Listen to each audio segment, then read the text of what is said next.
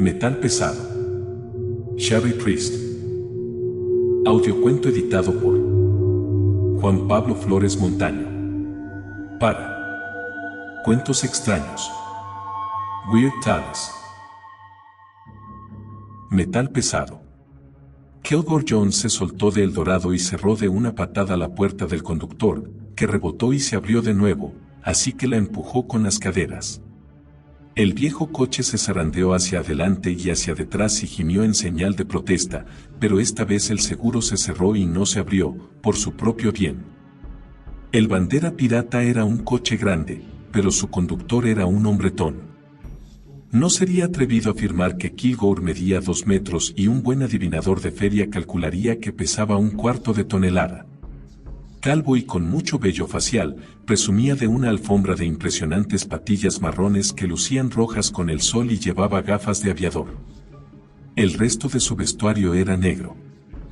Si le preguntabas por qué, te contestaba imperturbable que le hacía parecer delgado. A pesar de su vestimenta, Kilgore emitía una sombra con forma de globo en el suelo, un eclipse humano mientras atravesaba unos surcos que servían de aparcamiento. La vieja sala de máquinas surgió imponente ante él, un gigante decimonónico construido para el trabajo y no para la belleza. Estaba hecha con baldosas rojas y tejas verdes y medía fácilmente lo mismo que la enorme iglesia vieja de Chattanooga, donde ya no le permitían entrar. Un pastor que cantaba sobre Satanás tenía sentido, pero un seglar que hablaba de monstruos solo era un imbécil. Al acercarse, vio que ladrillos nuevos habían reparado ventanas, puertas y otras partes antiguas. Notó los restos de pintura blanca alrededor de la puerta principal y la entrada, pelándose gran parte de ella en una brisa de noviembre fría y cortante. La grava crujía bajo sus pies y el viento le tiraba del abrigo. El sol era intenso y brillante en un nítido cielo azul sin nubes, pero no había ni una pizca de calor. Las grandes montañas humeantes no eran tan quebradizas como lo serían en un mes, pero él intuía que acabaría pasando. «Hola», gritó Kilgore. La palabra resonó e hizo eco en las paredes de la sala de máquinas y las salas de calderas adyacentes, a través de la de descanso y del banco de trabajo e impactó contra los artículos de minería del siglo pasado abandonados al final de la pista.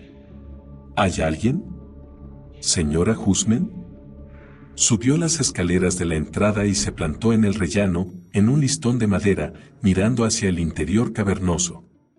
Vio calabazas, restos de una recaudación de fondos de Halloween si se fiaba de la pancarta. Las habían dejado en palés con letreros de descuento garabateados a mano con un rotulador grueso rojo. Incluso la más grande, una calabaza de 30 kilos, parecía minúscula bajo aquel vasto techo lleno de guías entrecruzadas que cargaban grandes tubos de aquellos de antes de que nacieran los abuelos de Kilgore. El viento silbaba a través de las vigas, esparcía hojas muertas y alteraba los pajaritos gordos que se apiñaban en las cuerdas de transporte. «Hola», intentó de nuevo. «¿Hay alguien?» «Hola», respondió alguien, que dijo algo más que no entendió. La voz provenía del interior, después de los palés de calabazas, en la pared final, detrás de una puerta que a lo mejor conducía a una oficina. Se dirigió hacia el sonido del hablante. «Lo siento si viene por Rich. Se ha ido a pasar el día a casa y creo que se ha llevado la bolsa del dinero de las calabazas. Pero si quiere una, y tiene el importe exacto, veré lo que puedo hacer. Todos los beneficios van a parar al museo». La puerta se abrió bruscamente, forzada por el hombro de una mujer con los brazos llenos de varios objetos, archivos, papeles, revistas de la primera época de Bosch y una bandolera que dejaba ver las líneas elegantes de una libreta. Se paró. O, mejor dicho, se congeló. No esperaba a Kilgore. ¿Puedo ayudarlo?», preguntó. Apartó el peso y depositó lo que llevaba en brazos en un teléfono antiguo que descansaba contra la pared. Era joven, larguirucha y alta, con una melena rubia, brillante y muy cuidada. Llevaba una Rebeca grande encima de una camiseta negra de una banda que Kilgore no reconoció y que decía algo. Tenía los vaqueros manchados con el omnipresente polvo rojo de Ducktown, Tennessee, con las huellas de unas manos. Las suyas, supuso él. ¿Señora Husman? Se puso las gafas de sol encima de la cabeza. Sí. Quiero decir, sí. Asintió con la cabeza, aliviada de escuchar su nombre. Soy Bethany. Nadie me llama señora Husman fuera de la universidad. Usted es. Él dio un paso adelante, con la mano extendida. Kilgore Jones. Jennifer Andrews te ha dicho que venía, creo. La postura de Bethany de huir o luchar se suavizó. Sí. Eres el tío que trabajaba con el pastor Martin en la montaña de arena, en aquella época. ¿Tú eres el pesado? Bueno, Jen dijo. Alargó la mano para dársela. Ella tenía los dedos pequeños y fríos y entre los dos tenían un buen surtido de sortijas brillantes de plata. Kilgore sonrió, con la esperanza de desarmarla. Con su tamaño, hacer que la gente se sintiera cómoda requería un esfuerzo extra, así que cuidaba todo el lenguaje. A ver si lo adivino, dijo que cuando me vieses, sabrías por qué la gente me llama así. Se sonrojó o tal vez era solo el efecto del frío en las mejillas. Más o menos. Lo siento, no quería ser grosera. Cualquier amigo del pastor Martin, la voz se fue apagando y miró toda la sala de máquinas, escudriñando el vasto interior como si se asegurara de que estaban solos. Jen dijo que el pastor no vendría. ¿Por qué crees que no viene? Kilgore debería de haber dicho algo sobre la montaña de arena. Después de todo, ella había sacado el tema. De todas maneras, calló. Ella se merecía la verdad, pero no le haría ningún bien. No sabría decirlo, pero estoy aquí para ayudar si puedo. Si tienes unos pocos minutos, me gustaría formularte unas preguntas. De acuerdo, pero ¿podemos ir a otro lugar más cálido para hablar? ¿Qué tienes en mente? Subir la pendiente, indicó con un movimiento brusco de cabeza. El museo está cerrado, pero yo tengo la llave y hay calefacción. Cogió la bandolera, pero dejó todo lo demás donde estaba. Podemos ir a pie, no pasa nada. Incluso con el viento, está tan cerca que sería de locos conducir hasta allí. Kilgore creía que no estaba de acuerdo, pero se contuvo. De acuerdo.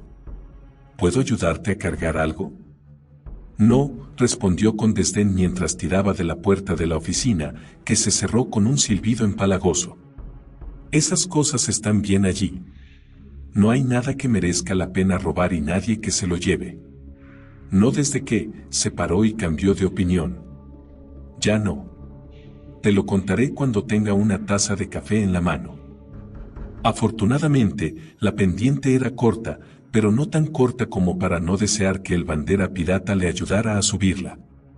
Odiaba las pendientes, las contaba entre los más terribles de sus enemigos.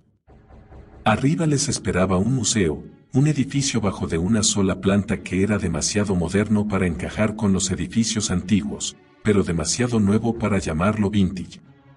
El techo estaba inclinado de manera irregular por encima del barato revestimiento exterior blanco, con un aparcamiento de grava en el que cabrían 6 coches muy apretados. Kilgore se sacó una badana del bolsillo y se limpió la frente, sin importar la brisa. No hay nada de tráfico por el museo, ¿no? ¿Por qué lo dices?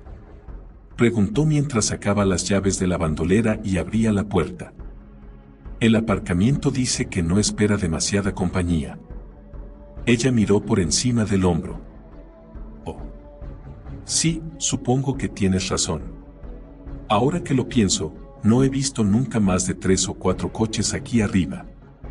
Y uno de ellos suele ser el de Ammatid. ¿Ammatid? ¿La coordinadora de los voluntarios? La puerta se abrió. Bethany entró y encendió una luz, a pesar de que el día todavía era bastante claro para que casi no lo necesitaran. ¿Cómo lo sabes? He llamado esta mañana antes de salir y ella ha contestado al teléfono. Parece una mujer interesante. Interesante. Así es ella. Trabaja aquí de voluntaria casi todos los días y, aparte de eso, está jubilada. Bethany tiró la bandolera al mostrador y le condujo hasta una cocina americana con poca variedad y mucha suciedad. Hurgó hasta que encontró el café Folgers, cogió con una cuchara lo que necesitaba para un filtro y no paró alrededor del espacio pequeño y frío mientras preparaba el café y el calentador, recién encendido, le quitaba el frío del aliento. Le costó Dios y ayuda, parecía que el edificio fuera una ordinaria caravana provisional y las paredes eran más finas que el queso de un sándwich. No hacía ni 2 horas que lo habían apagado, pero todo el calor ya se había desvanecido. Clavó las uñas de los dedos en la taza y dejó pequeñas medias lunas en la superficie blanca. La estufa emitió un zumbido alto y el café desprendió volutas de vapor. Bethany se aclaró la garganta. No sé si será un disparate, pero Adam y Greg están muertos. No sé por qué se los llevó y no sé si yo seré la siguiente. Hay muchas cosas que no entiendo sobre lo que pasó. Sobre este lugar. Sobre esa cosa. ¿Es la primera vez que vienes a Ducktown? Preguntó Kilgore. Ella asintió. Si no fuera por el programa, no habría oído nunca el nombre de este lugar. El Departamento de Ecología de la Universidad de Tennessee está involucrado en una limpieza desde hace 10 o 12 años, la monitorizaba y emitía recomendaciones. He revisado los archivos y los registros, es fascinante si te gustan esas cosas. Y si no me gustaran, mi trabajo final versaría sobre otro asunto. Añadió una risa suave y rápida que se suponía que debía sonar leve, pero que resultó extraña. De acuerdo. Para dejarlo claro, estabais Adam Fra, Greg Malcolm y tú en ese viaje, ¿verdad? Correcto. Yo dirigí el trabajo porque ellos eran de primer año y a mí solo me queda un semestre para acabar el máster. La mayor parte de mi investigación estaba orientada a la extracción en la cima de la montaña. Ya sabes, las compañías de carbón del norte y el este del pueblo. Sin embargo, la mina Burra Burra es una leyenda y la destrucción que causó en la cuenca de cobre ofrece unas posibilidades únicas, así que, a pesar de que no era santo de mi devoción, cuando asignaron campos, tenté a la suerte. Me pareció una buena idea en ese momento. Unas últimas palabras muy populares. Kilgore se sirvió otra taza y volvió a dejar la cafetera en el calentador. Cuéntame, ¿cuándo llegaste por primera vez? Hace 1 semana y media. Nos alojábamos en el Hostel Express Vacaciones, en la carretera. La universidad nos envió aquí y nos daba algo de dinero para dietas, el lote entero. Se suponía que teníamos que comprobar los niveles de pH del suelo en una cuadrícula de un mapa y catalogar las plantas que crecían en la zona de reserva. ¿Zona de reserva? Frunció el ceño. Es un tramo de la antigua tierra cobriza, el territorio que dejó arruinado el dióxido de azufre, donde nada crece ni vive. La campaña del gobierno no recuperó esa sección. Según dicen, lo hicieron como un recordatorio, pero seguro que se les habían acabado los recursos. Kilgore conoció la tierra cobriza y muerta, pero no se había dado cuenta de que todavía quedaba. Había visto las viejas fotografías de los informes de la Agencia de Protección Ambiental y un reportaje en la revista Life hacía décadas antes de la limpieza. 130 kilómetros cuadrados de paisaje sin vida, con colinas rojas venenosas hasta donde la vista alcanzaba. Excepto por el conjunto de casas, la iglesia y el complejo de la mina, parecía la superficie de Marte. Bethany continuó y levantaba los ojos de vez en cuando para comprobar que lo escuchaba. Ahora parece normal, como si los árboles hubieran estado siempre allí y nos rodearan bosques antiguos normales, pero se necesitaron años de preparación, añadir nuevas especies de hierbas resistentes al ácido para asegurar el territorio y plantar árboles importados ad hoc. Trajeron plantas que filtraran toxinas con las raíces y flora que daría una oportunidad a esas colinas en la lucha por la recuperación. Con el tiempo, extendió la mano en la dirección del valle. Funcionó, aunque dejaron esa estúpida mancha de tierra cobriza, junto al agua, que es lo que nos enviaron a examinar. Eso y el agua bajo el cráter.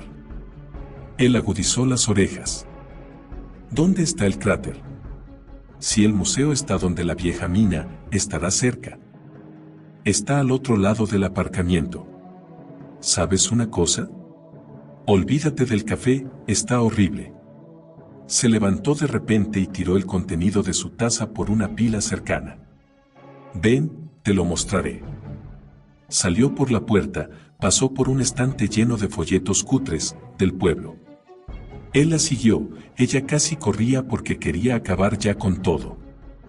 Las botas de ella crujieron, dejaron marcas en el aparcamiento sin pavimentar y se detuvieron junto a una gran jaula de metal que, en su momento, bajaba a los mineros casi 1 kilómetro por el agujero en busca de cobre. Entonces se volvió y la melena se le agitó con furia cuando el viento proveniente de la cima, detrás de sus espaldas, sopló hacia arriba. Levantó la voz para que la oyera y casi chillaba al señalar el norte. Allí estaba la planta, allí mismo, enfrente de la sala de máquinas, en la cima. Allí estaba y tenían rutas que llevaban las cargas de minerales por encima de ellos.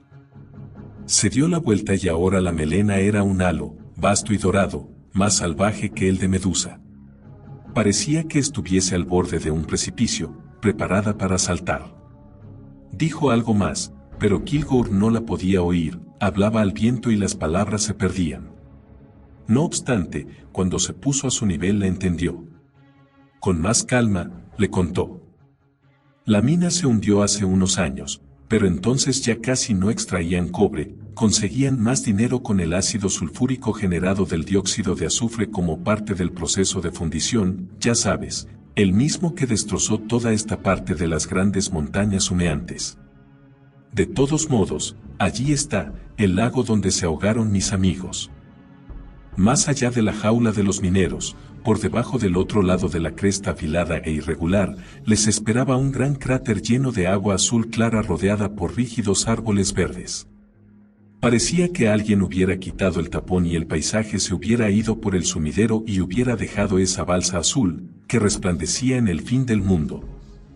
Kilgore resistió el impulso de decir que la escena era bonita. En vez de eso, apartó a Bethany del borde y del viento. Cuando volvieron al aparcamiento de grava, ella explicó. Allí murieron. Primero Adam, 2 días después de que llegáramos. Un accidente inesperado, dijeron.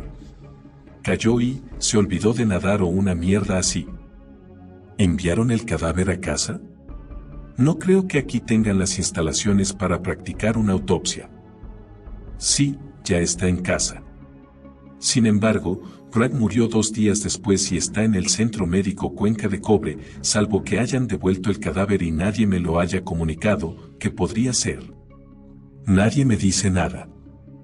Ammatit cree que soy una pequeña arpía de ciudad con ínfulas, como si Knoxville fuera Nueva York, y que soy una intrusa oportunista desde hace mucho tiempo. No sabe que la he oído decirlo, pero le daría igual si lo supiera.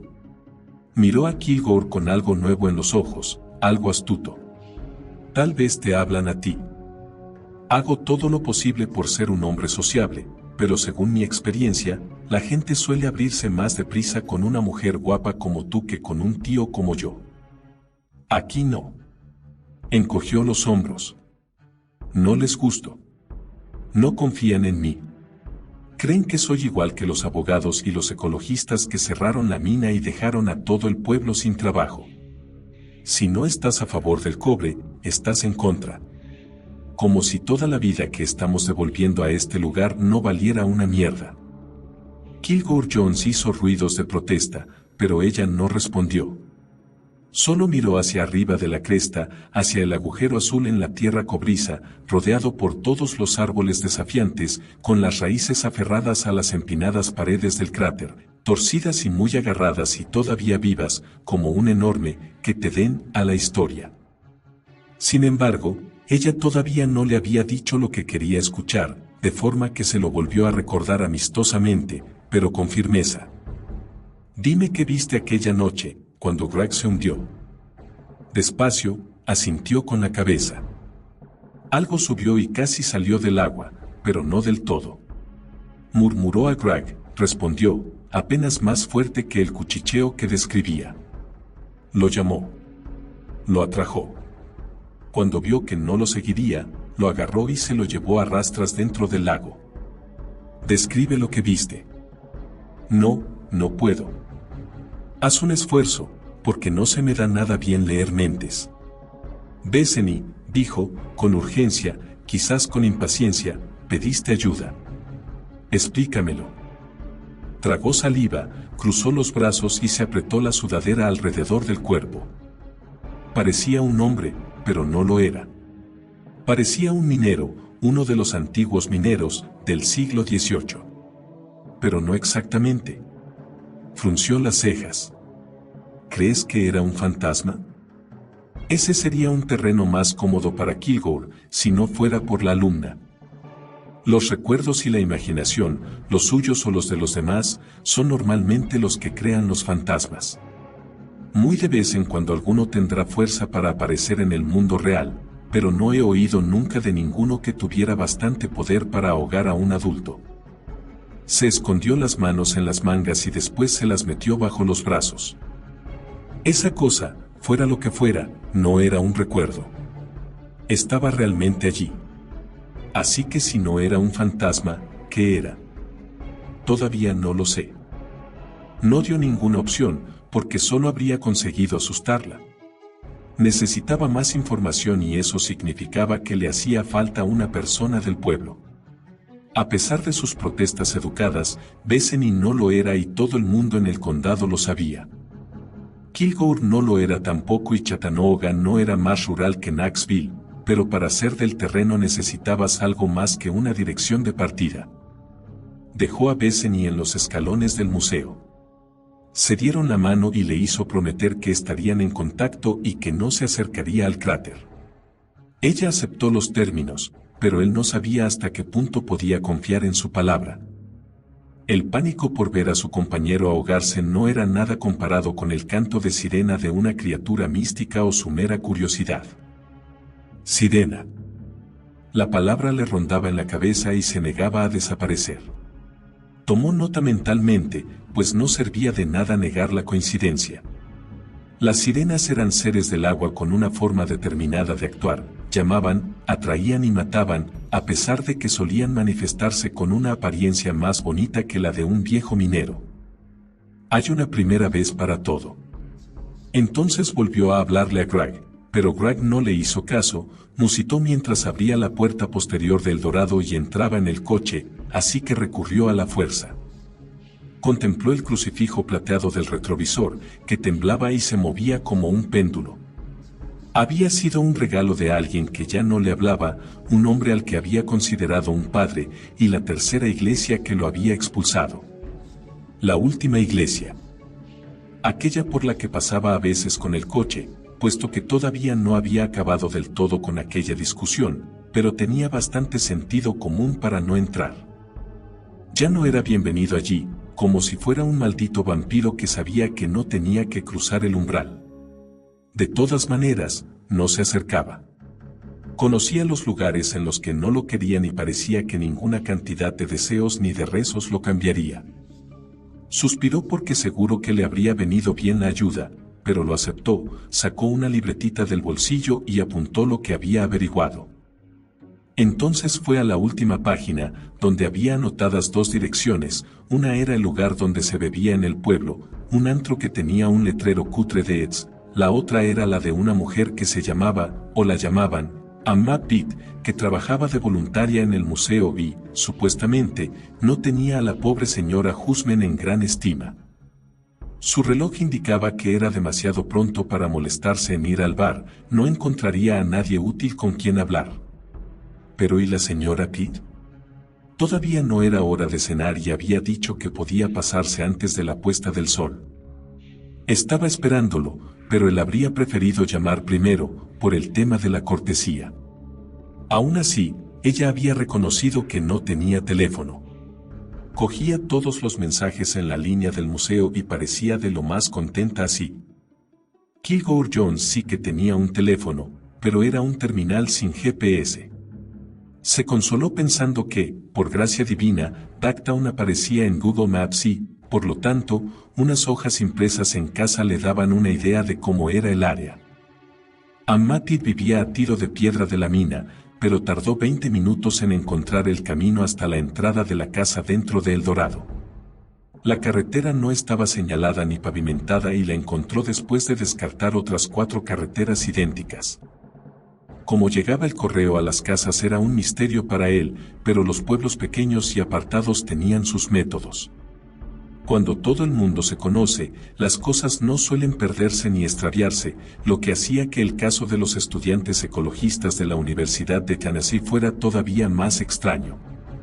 O tal vez no, porque los niños eran de fuera y la comunidad no se sentía obligada a cuidarlos, los perdieron con más facilidad que al correo. Puso el freno de mano, el coche se zarandeó con fuerza y se detuvo con el chirrido habitual. La residencia de Ahmad-Did era bastante rudimentaria, con muchas reformas y un patio que no recibía tanto amor como las cestas de flores que colgaban en el porche. Las cestas estaban vacías, excepto las de petunias moradas y rosas, el resto había muerto por la estación.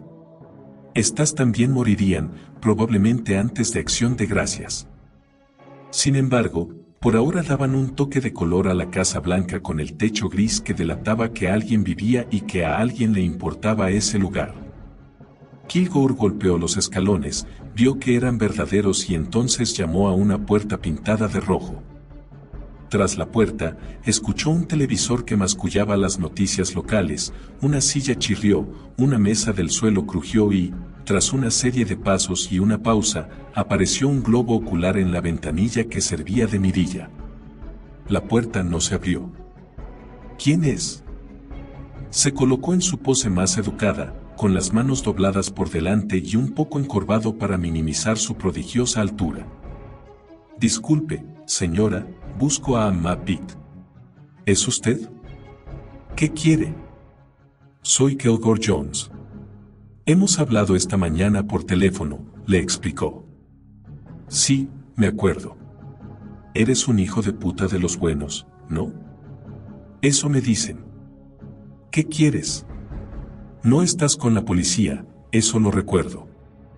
Soy de Chattanooga. Trabajo en el taller de la maquinaria. ¿Un investigador del ahogamiento aislado? El ojo se estrechó. No del ahogamiento, señora, sino de la cosa que lo causó. Sintió un clic, el giro de un pomo antiguo y el chirrido de la puerta al abrirse 2,5 centímetros. Tienes mi atención, hombretón. No la desperdicies. Abrió bastante la puerta para que la viera. Pequeña y madura, todavía no era una anciana. Con los cabellos canosos y los ojos claros, llevaba un vestido gris minúsculo y pantuflas grises. Eres intuitivo, ¿verdad? No, señora. No detecto nada que no pueda ver. Pues eres un luchador. O eso o lo otro. Suspiró y abrió toda la puerta con un giro de muñeca. Supongo que será mejor que entres. Se retiró para hacerle sitio, se dio la vuelta y paseó por un hogar recargado, pero muy limpio y organizado, a rebosar de cosas que le removían su alma de urraca.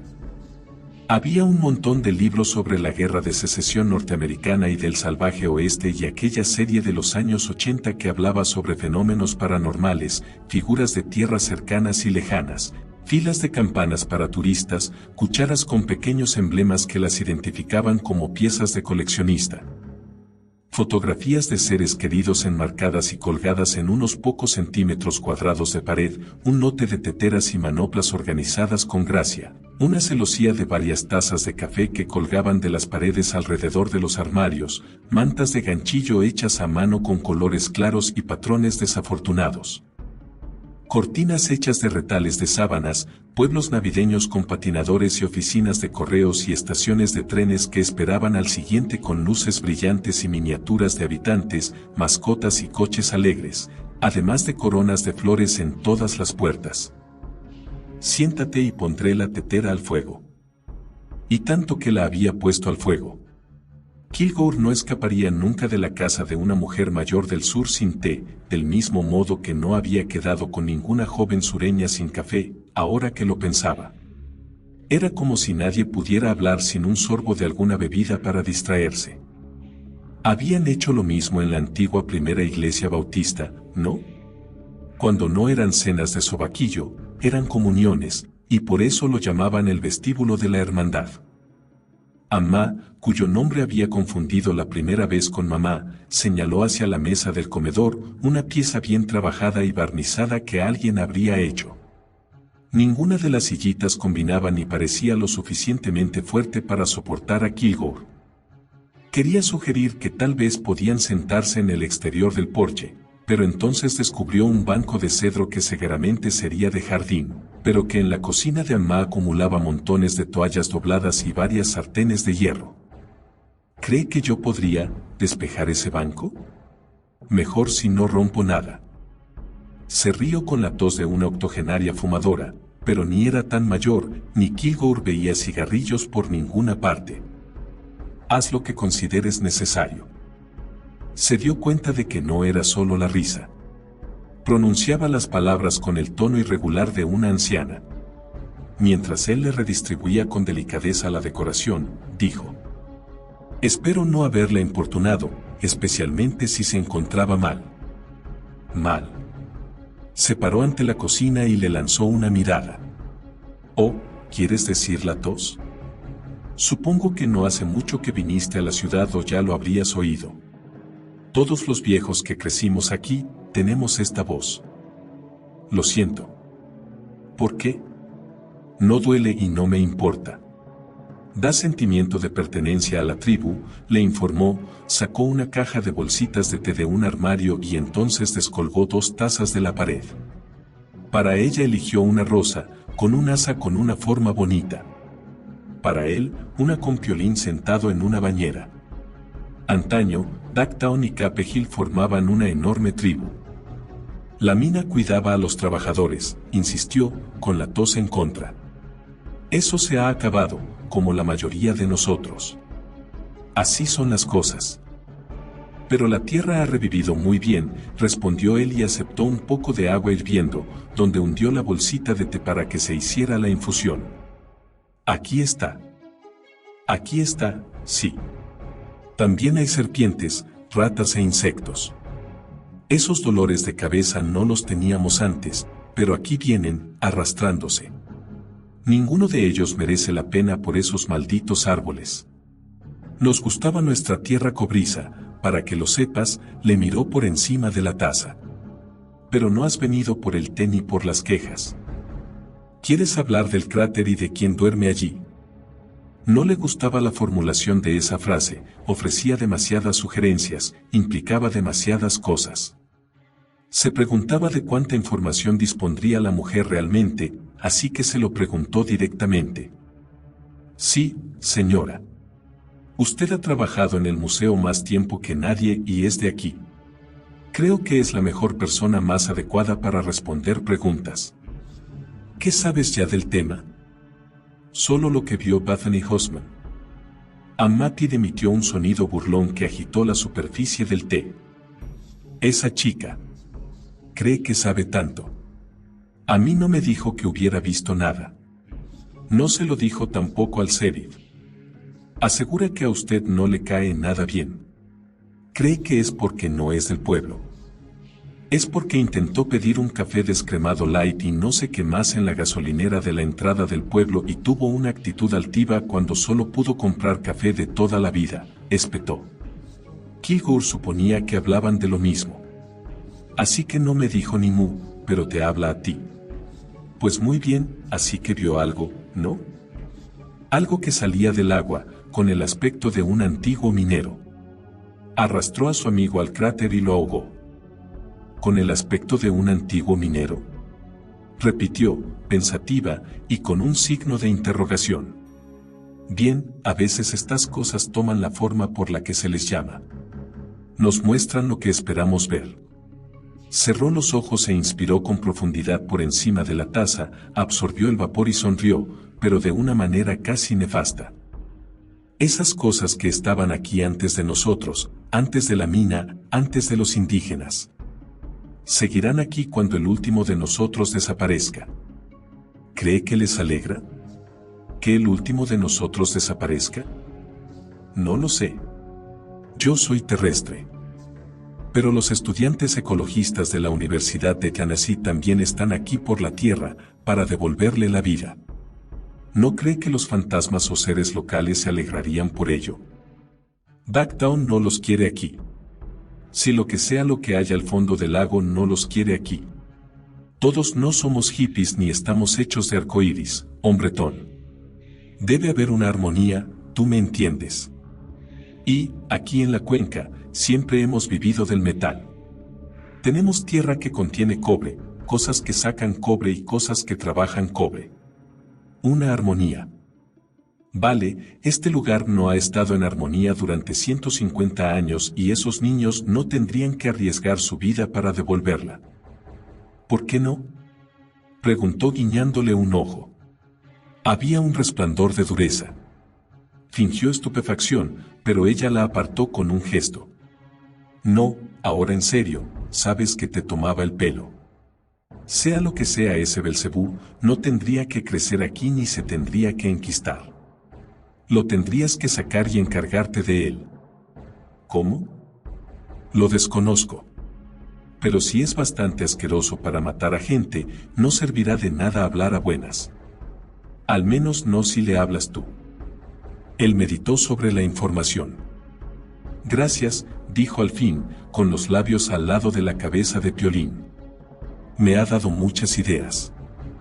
Se acabó el té, le volvió a dar las gracias a la mujer y se retiró al hotel para prepararse para el trabajo de la noche. Alquiló una habitación en el mismo Hostel Express Vacaciones que los estudiantes, no por nada en particular, sino porque no había nada más en kilómetros. Por el pasillo, de camino a su habitación, se encontró a Bethany, que iba descalza y con un cubo con cubitos. Hola. Saludó alegremente y él le contestó, hola, mientras se ajustaba la mochila que cargaba como equipaje. No sé por qué me sorprende verte aquí. No me imagino otro lugar para que pases la noche. Está cerca y es limpio. Servirá para esta noche. ¿Ese es todo el tiempo que te quedas? ¿Una noche? Depende. Ya veremos qué pasa. Encogió los hombros y apretó el cubo de cubitos. ¿Seguro que estarás bien? Siempre lo estoy. Ella rió nerviosa y él se preguntó si nunca reía de otro modo. Supongo que nadie te molesta a menudo. No, señora, nadie. Se desearon buenas noches y él se fue a su habitación. Encendió la luz para descubrir que no había nada extraordinario ni tampoco ofensivo, una cama con una sábana fea, algunas muestras de artículos de tocador y una pila con un grifo roto. Se preguntó qué habría pensado Bethany si le hubiera soltado las cosas que guardaba en el pecho, si le hubiera dicho que no le molestaban a menudo, pero que cuando le molestaban era ya para siempre.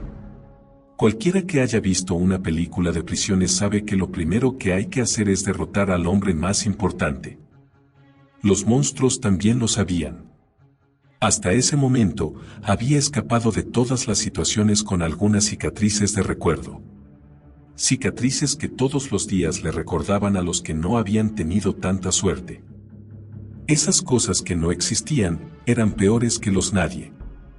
A veces las cosas que no existían mordían y peleaban, chillaban y escupían veneno o fuego. Las cosas que no existían podían cambiar de forma y mover sus huesos y, a veces, solo una Biblia y la fuerza bruta podían derrotarlas. La Biblia de Kilgore era pequeña y de cuero rojo, al hojear con suavidad las páginas de papel cebolla se agitaban, revoloteaban y se pegaban. Ya no solía leerla. No le hacía falta. Se la sabía de pe a pa, como el demonio. Sin embargo, la llevaba encima porque había desviado un ataque de zarpas que, de lo contrario, le habría abierto el pecho en vez de dejarlo como si se hubiera desmayado sobre una parrilla. Le trajo suerte. En ausencia de ayuda mortal, usaría la suerte que pudiera conseguir. Preferiría tener al pastor Martin a su lado, pero ese tren ya se había marchado, ¿verdad? Cuando anocheció, se puso el libro sagrado en el bolsillo, junto a su castigada libreta, un objeto lleno de pensamientos e investigaciones del caso, garabatos minúsculos, imágenes dibujadas con cuidado que podrían o no significar algo para él más adelante. 1 hora o 2 horas de investigación en Internet le habían proporcionado un nombre, o al menos una dirección. Solo era un punto de partida, pero era mejor que nada. Volvió a entrar en el coche. Lanzó el equipaje al asiento del copiloto y, al hacerlo, golpeó la cruz plateada que colgaba del retrovisor. Se tambaleó y golpeó el vidrio con un enorme crack. Cogió la baratija y la paró. La sujetó un momento y entonces exclamó: ¡Mierda! La quitó del retrovisor y se la colgó al cuello. No tenía iglesia, pero tenía fe. Y tenía a su viejo y leal bandera pirata, que arrancaba a la primera.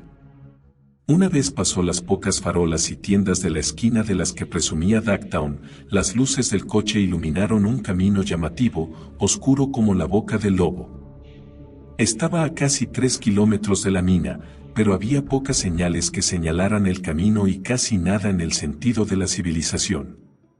Sin embargo, las estrellas brillaban en el cielo y los árboles formaban hileras a cada lado de la carretera, así que le llevarían sin problema hasta el cráter del lago. Miraba los árboles al conducir, a la casa de algo que tal vez vivía y se escondía tras ellos. Alguna pista de la antigua armonía. Una especie de resurrección. Cuando iluminó una reja, leyó una señal grande de prohibido el paso. Los haces de luz largos iluminaron el resto del mensaje, que prometía que se dispararía a cualquiera que condujera más allá y que acabaría de comida para los osos. Probablemente por diversión, porque no había ningún oso. Bajó del coche para inspeccionar el panorama en persona. La señal estaba sujeta por una cadena a la altura de sus caderas. No le importó. Solo era un candado enhuecido en una cadena vieja. Un par de patadas con sus botas con punta de hierro resolvieron enseguida el asunto y otra patada envió dando vueltas la reja a los árboles hasta que acabó apoyada de mala manera en un árbol deshecho. Casi no valió la pena abrir el camino, la senda seguía unos 90 metros, se convertía en otra más ancha que dejaba el sitio justo para que el vehículo girara y poco más. Con un poco de conducción creativa, maniobró el coche en un giro de 180 grados para poder salir corriendo si así lo requerían las condiciones. Aparcó, puso el freno de mano y dejó la puerta abierta para que la luz del techo durara un rato mientras comprobaba los suministros. Un bote de plástico de ketchup lleno de agua sagrada. Un talismán muy desgastado que había fabricado en Nueva Orleans el año anterior a la tormenta. Linternas y pilas extra y una lámpara para la cabeza que le había dejado un amigo mecánico. Un viejo cuchillo de plata para tarta porque, a veces, la plata era necesaria pero es cara, así que la cogió de donde pudo. Una pistola de 9 milímetros cargada. Nunca se sabe. Se dio unas palmaditas en el pecho y sintió el bulto tranquilizador de la libreta y de la Biblia. Guardó la pistola en el cinturón por la parte delantera, donde sería más fácil encontrarla, a pesar de que el frío metal en la barriga le provocó un gran escalofrío. Encendió la luz LED en el cinturón y se sintió ridículo, pero tenía las manos libres, y esto era más importante que la dignidad en la oscuridad. Escondió todo lo demás en los bolsillos de la gabardina. Cerró la puerta del coche y se apagó la luz. Encendió el interruptor de la lámpara de la cabeza, que iluminó el bosque sin la gracia vigorosa de las luces de El Dorado, pero, fuera del pueblo, una luz pequeña llegaba muy lejos. Por un momento se quedó quieto y escuchó. No oyó gran cosa. Casi le molestó, pero entonces recordó cómo Ammatit mascullaba que todos los insectos iban al pueblo y supuso que no era tan perturbador. En la hierba no había grillos que hicieran ruido con las piernas. No había ratones que crujieran en las hojas ni ardillas que construyeran los nidos en la copa de los árboles. Nada ni nadie, menos de lo que esperaría en el cráter. Kilgore tenía un sentido de la orientación bastante bueno, casi insólito, o eso solía contar su madre a la gente. Sentía en la cabeza que la ubicación del cráter tiraba de él. El olor del agua flotaba hasta los árboles, una peste desagradable de monedas de centavos oxidadas y estancamiento. La carretera le había acercado bastante. Olfateó, se limpió la nariz con la manga y empezó a caminar. La pendiente se empinaba conforme andaba y, con cada paso, el suelo caía abruptamente debajo de él. Se resbalaba y derrapaba, pero la vegetación no frenaba y, en un tropezón muy desagradable, acabó en tierra. Entonces llegó al claro que rodeaba el agua, un círculo de tierra cobriza que mantenía los árboles a raya, o tal vez los árboles no querían arraigar en ese cuestionable estanque. Era una playa pequeña y repulsiva, desnuda, con el mismo atractivo que la mugre de una bañera sucia. Quieto, moviendo solo el cuello, el hombretón examinó la escena y no escuchó nada. Aún así, sintió algo que no le gustó, la sensación picante e infeliz de que le observaban. Sacó la libreta. La brillantez de la luz de la cabeza destiñó las páginas y complicó la lectura, pero frunció los ojos y forzó la vista para que sus propias palabras aparecieran. «Te has llevado a 2 chicos», dijo con paciencia. Como la luz, el sonido recorrió un largo camino. Estaban aquí para limpiar la cuenca y tú los mataste. Una ola rompió la superficie en calma de la piscina ennegrecida por la noche. Oyó el suave torrente del agua en movimiento, la ola de un repique solitario del viento que tocaba su única nota. Amma Pete dijo una cosa que me hizo pensar, dijo que hablar a buenas contigo no te detendrá, al menos si hablaba yo. ¿A quién obedecerías?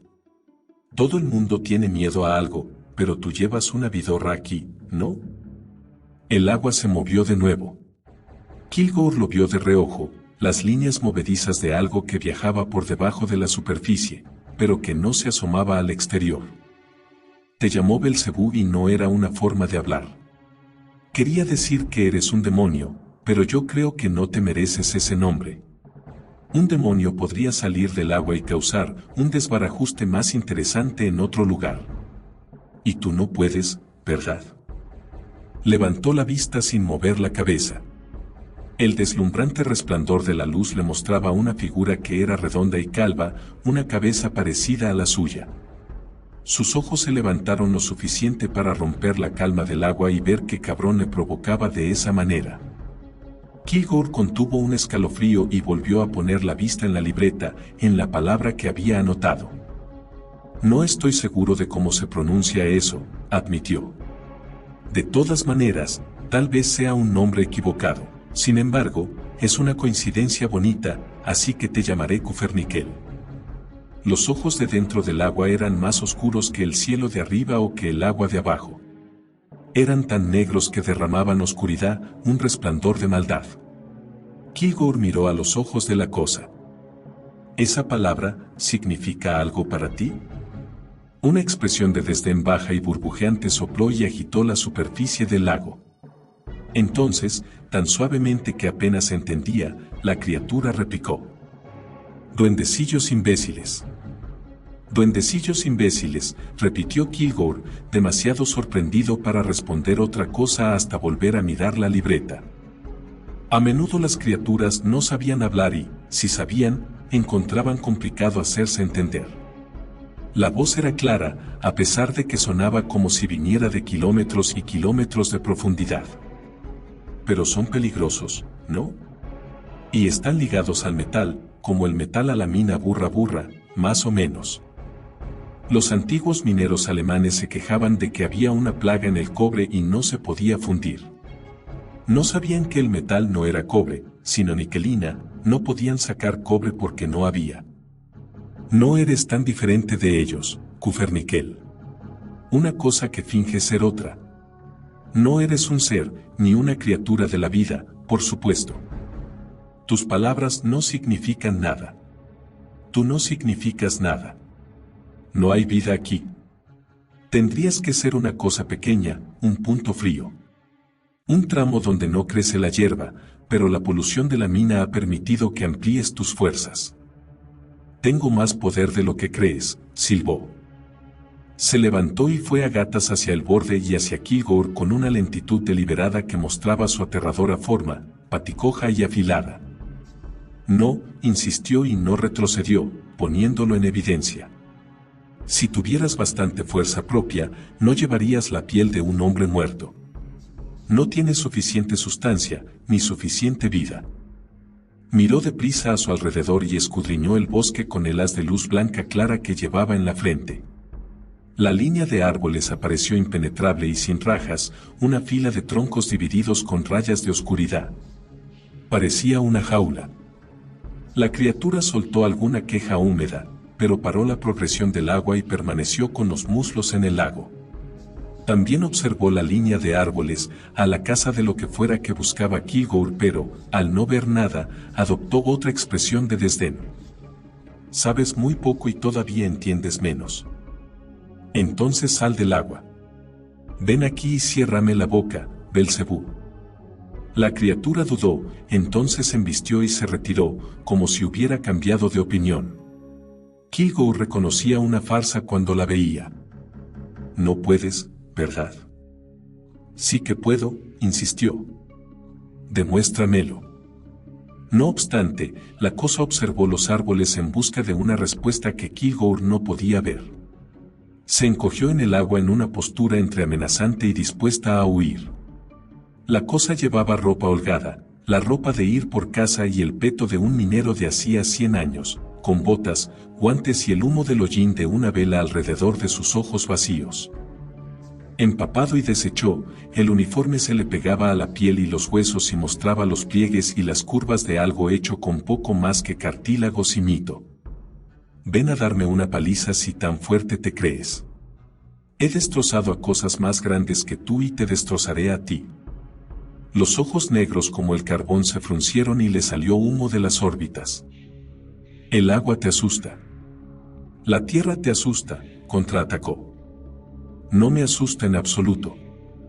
Entonces, ¿por qué miras a los árboles? Frunció el ceño y se agachó, con las articulaciones que chirriaban y se inclinaban, como si se acostumbrara a estar dentro del agua. El humo le salía de los ojos y de la comisura de los labios al hablar. Ningún árbol me asusta. Y a mí no me asusta la oscuridad, pero sé que esconde. Kilgore comprobó la distancia desde la orilla del agua, unos 10 metros. Bastante lejos para que la criatura, a pesar de embestir, pudiera cogerlo. Incluso así, para asegurarse, retrocedió 1 metro o 2 más, sin apartar los ojos de los 2 cráteres humeantes en la cara de manzana arrugada de la criatura. Se le resbaló la libreta, pero la atrapó al vuelo. La levantó hasta la luz de la linterna de la cabeza y empezó a leer. Por el monolito y el árbol torcido, os invocamos, donde se reúnen los vuestros. Se aclaró la garganta e ignoró las salpicadas y los silbidos de la criatura que todavía estaba de pie en el agua. Poderoso Señor de los bosques y de los animales, cazador y cazado, yo os convoco. No responderá nadie. No hay vida aquí. Escuchadme, y venid de nuevo a esta vuestra casa sagrada. Guardián de las soberanas puertas, observador de la tierra viva, respiró. Tal vez fue su imaginación la que vio que algo resplandecía en los árboles más allá del alcance de la brillantez de la lámpara de cabeza. No queda nada para escucharte. Ya puedes rezar porque sea así, gruñó Kilgore. En el nombre de Jesús, del Padre, el Hijo y del Espíritu Santo. Escúchate un poco, cobarde, escupió la criatura. Le cantas al Rey crucificado e invocas a los dioses antiguos con el mismo aliento. Zarandeó la cabeza. Lo había oído antes, de gente y cosas bastante más sagradas. Dios de la creación, enviad a vuestros ángeles. Enviadlos en una forma que este cabrón reconozca y dadles vuestra energía todopoderosa. Tu Dios no cuenta con ángeles para criaturas como yo. Ni espadas. Ni corazones. Entonces esta vez, por el lado de El Dorado, lo vio seguro, se movía entre la vegetación como un riachuelo que fluía entre rocas, un movimiento lento, otro rápido como una centella, corría en un lugar extraño entre mundos. Él dará orden sobre ti a sus ángeles, repitió su frase preferida del libro de cuero rojo, de guardarte en todos tus caminos. En ningún lugar se especificaba qué forma tendrían esos ángeles ni cómo cumplirían las promesas. No puedes hacerlo de las dos formas. Las maneras antiguas con los dioses modernos. Un Dios, corrigió. Solo uno, antiguo, nuevo y eterno. Él tiene personal muy diverso. Una cosa estaba clara, a veces las cosas tomaban los nombres por los que se las llamaba. Adoptaban las formas que creían mejores. No sabía cómo funcionaba ni por qué. No entendía los mecanismos de la ley, pero sospechaba que nadie en la tierra los entendía ni podría entenderlos nunca. Solo sabía que Dios estaba en su bando. Creía más en él de lo que creía en su propio nombre. Tu Cristo no tiene poder aquí. Te equivocas en eso y en todo lo demás. Tal vez habría seguido hablando, pero una luz blanca soltó chispas, tembló y salió de la línea de árboles. Lo iluminó todo, pero no cegó a Kilgore, que todavía tuvo la precaución de mantener un ojo lloroso avisor en la criatura, a pesar de que retrocedió. Levantó un brazo para cubrirse de la iluminación repentina. La supernova emitió sombras de troncos más fuertes que los barrotes de una prisión y lanzó las formas más allá del cráter del lago, a través del agujero donde estaba antes la mina y por encima de la cresta. Pasó la jaula de los mineros que rompía la luz en lazos y atravesó los brotes decididos que se aferraban a la pobre tierra. Cobriza como la cara de Marte. Todavía hay vida, gritó con sorpresa, casi sin aliento por la iluminación divina y exigente.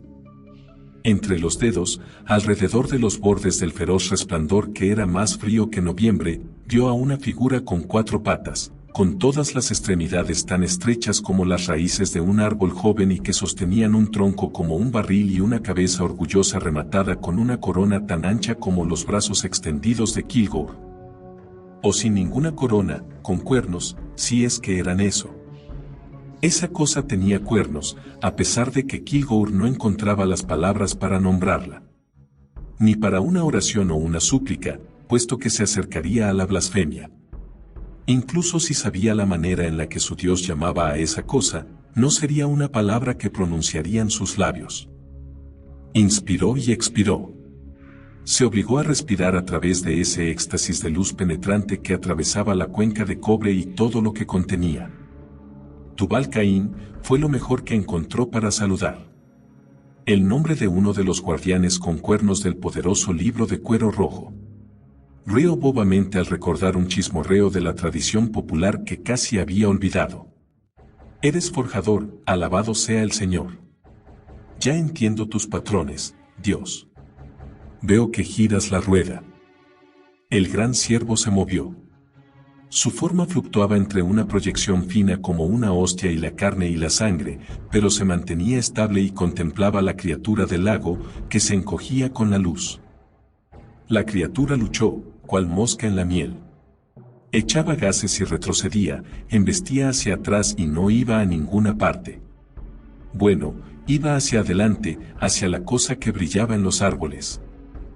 Salió, dando patadas y luchando desde el agua hasta que fue libre y estaba suspendida en alto, con enfado, goteando y soltando palabrotas en una lengua que ningún ser humano ha entendido nunca. Se encogía y se marchitaba como se habían marchitado la hierba y los árboles. Llévatelo, chilló ahogándose, sin reír, puesto que tenía tan poco aliento que solo podía jadear.